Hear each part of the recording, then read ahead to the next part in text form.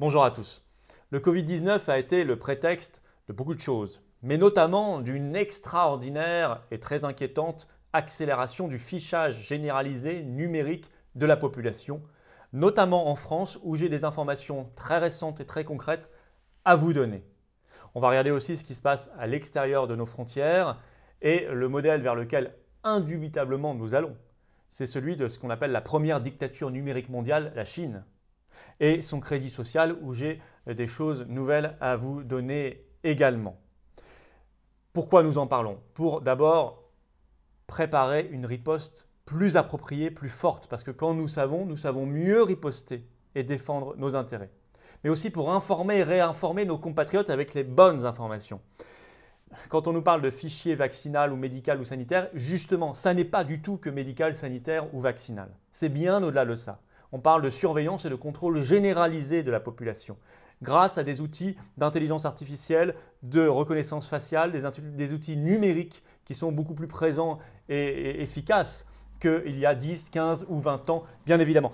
C'est un sujet très important. C'est un sujet de notre quotidien. On va le traiter à fond aujourd'hui et y opposer la meilleure riposte possible. À ce sujet, je vous rappelle le grand rassemblement à Paris, place Pierre-Laroque, dans le 7e arrondissement à 15 h, samedi 9 janvier. C'est sous les fenêtres d'Olivier Véran, j'y serai. Venez nombreux. Il y aura des représentants d'autres formations politiques de résistance face aux covidistes. Je vous donnerai des informations précises là-dessus dans les heures et les jours qui viennent. Il y a d'autres rassemblements.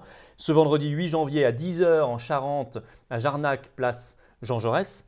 Également le vendredi 8 janvier à Lyon devant la préfecture de région à 18 h. Et puis dans le Finistère, samedi 9 janvier à 14 h dans la commune d'Hôpital-Canfroute. Voilà. Donc vous savez tout, vous contactez les référents. On vous attend, on se bouge aux Patriotes dès début 2021, même plus que jamais. Et les rassemblements de vendredi et samedi promettent d'être très importants et très efficaces pour réveiller la population française et montrer au pouvoir qu'on ne se soumet pas. Rejoignez-nous, aidez-nous, réadhérez, soutenez-nous par un don, prenez votre adhésion. Tout est écrit en description sous la vidéo. C'est comme ça qu'on est un citoyen debout, un Français debout.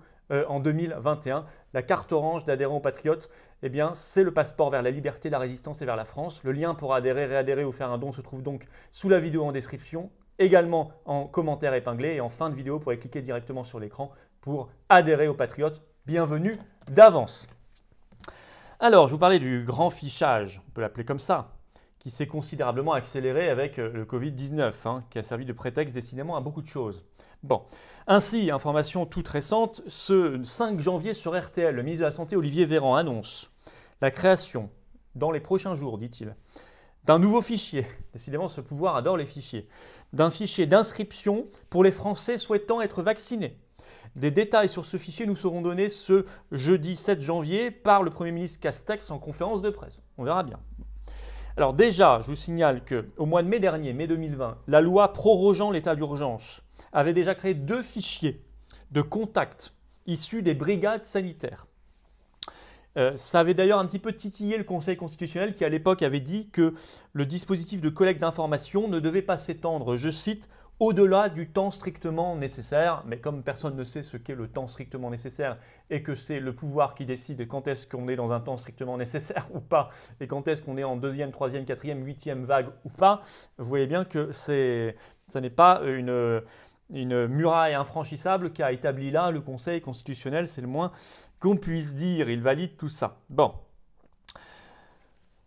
Autre fichier, on s'y perd, mais je suis désolé, il y en a beaucoup. Et ça va très vite en ce moment, c'est en cascade. Il y a eu parution au journal officiel d'un décret ce 26 décembre, vous voyez, entre Noël et Nouvel An, le lendemain de Noël, bon, vraiment en catimini. Ce décret prévoit la création d'un fichier regroupant les données de toutes les personnes vaccinées en France. Et il s'appellera SI Vaccin Covid. Il a été validé par la CNIL sous réserve, mais quand même validé. Alors, face à cette accumulation de fichiers dans tous les sens, là en quelques mois, plus vite que jamais, comment ne pas penser à l'embryon du passeport sanitaire, que certains appellent le passeport vert, dont le projet de loi de création avait été déposé par le Premier ministre lui-même Castex ce 21 décembre, souvenez-vous, en catimini total le soir. Et sous le tollé général, le 23 décembre, Olivier Véran avait dû aller sur TF1 pour dire qu'il le repoussait de quelques mois, mais simplement le repoussait. Mais tous ces fichiers, pour moi, sont des briques qui constituent l'embryon de passeport sanitaire, et le passeport sanitaire étant probablement une étape lui-même vers autre chose. On va y revenir, le modèle pour tout ça, c'est la Chine. De toute façon, depuis le début sur cette épidémie, le modèle, c'est la Chine. Confinement, confinement, etc. On va y revenir. Alors, d'autant que ça bouge aussi à l'étranger. Ainsi, en Espagne. L'Espagne, par la voix de son ministre de la Santé, Salvador Illa, a annoncé fin décembre 2020 la création d'un fichier des citoyens refusant de se faire vacciner, fichier qui sera partagé avec d'autres pays européens. On ne sait pas encore lesquels, peut-être la France. Le 23 décembre, la Belgique prend un arrêté royal qui crée une base de données appelée vaccination. Donc on voit que c'est vraiment dans les mêmes calendriers et le même prétexte, c'est-à-dire Covid-19 et en particulier maintenant le vaccin qui est beaucoup utilisé comme prétexte pour créer beaucoup de nouveaux fichiers. Il faut ajouter à ces fichiers le rôle des nouvelles applications numériques de traçage que vous avez, que vous pouvez, moi je ne l'ai pas téléchargé, mais qu'on nous recommande fortement de télécharger comme tous anti-Covid sur votre téléphone portable en France. Alors on nous dit c'est que sanitaire, vous inquiétez pas, il n'y aura pas de partage des informations. Bah oui, mais c'est exactement ce qu'on disait aux habitants de Singapour au début. Là-bas, leur tous anti-Covid s'appelle Trace Together.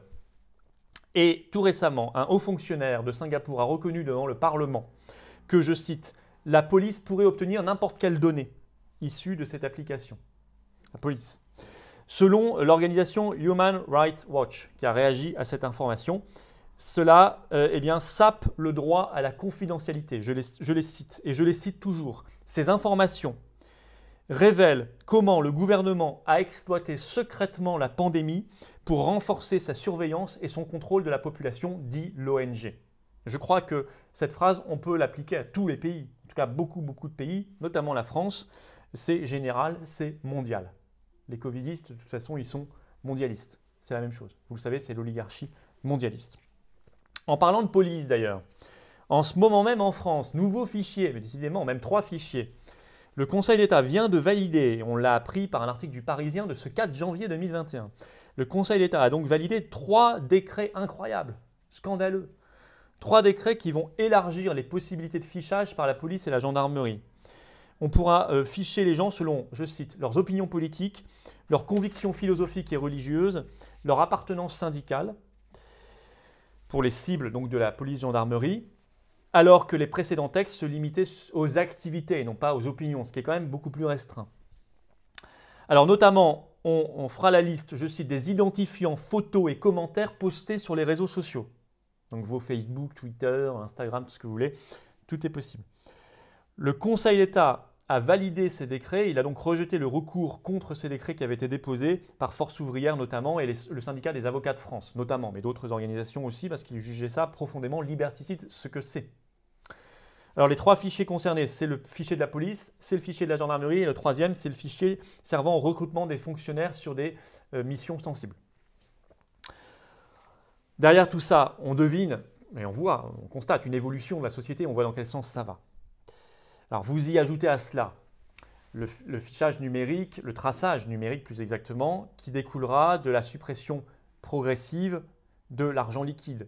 Vous savez qu'on a appris là tout récemment qu'au dernier trimestre en France, il y avait utilisation en baisse de 30% des pièces et des billets, de l'argent liquide. Parce qu'on vous explique, parce qu'ils ont relevé le plafond à 50 € de paiement sans contact et parce qu'on vous explique, je vous ai déjà fait des vidéos là-dessus, que les pièces et les billets sont contaminantes, contiennent le virus Covid-19, il faut donc s'en débarrasser. Et vous ajoutez à cela, donc s'il y a disparition de l'argent liquide, vous avez compris que vous serez tracé totalement, parce que ça vous paierez tout de manière numérique.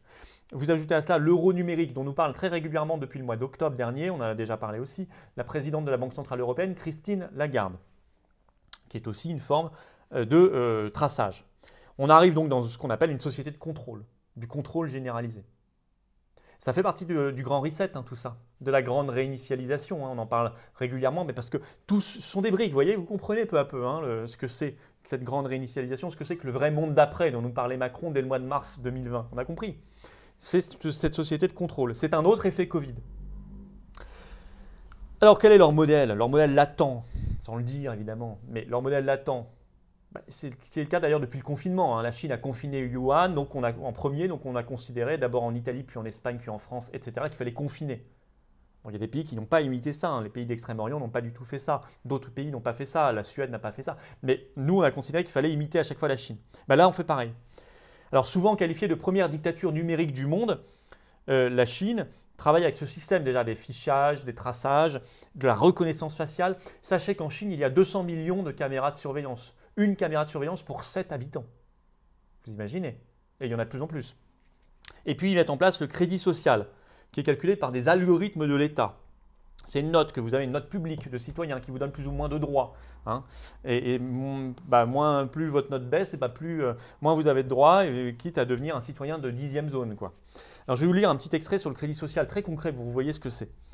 Vous tentez de traverser la rue alors que le feu est au vert.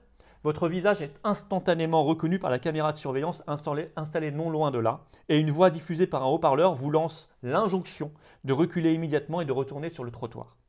Ce n'est pas seulement une injonction de sécurité routière. En effet, votre score social va instantanément baisser de quelques points en guise de punition de cette incivilité. Chaque citoyen chinois possède un capital de 800 points au crédit de son score social. À tout moment, il peut en perdre et son solde, mis à jour en temps réel, est intimement associé à son identité. Si votre score est bon, vous pourrez circuler, prendre l'avion, vous déplacer librement, accéder à des services.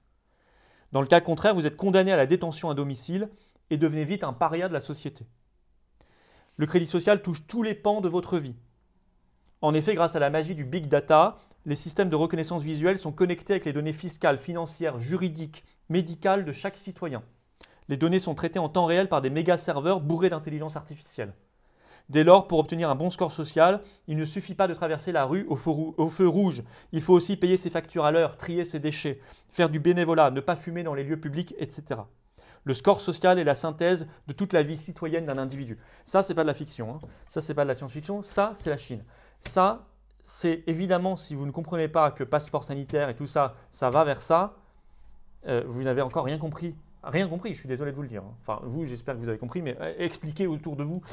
Et surtout, ripostons. Je vous ai donné des adresses, des dates, des lieux de rassemblement. J'espère que vous viendrez et que vous ferez venir un maximum de monde et que vous ne la fermerez pas, comme on dit trivialement. C'est-à-dire que vous vous ferez entendre quand même, parce que là, il s'agit de l'humanité, tout simplement.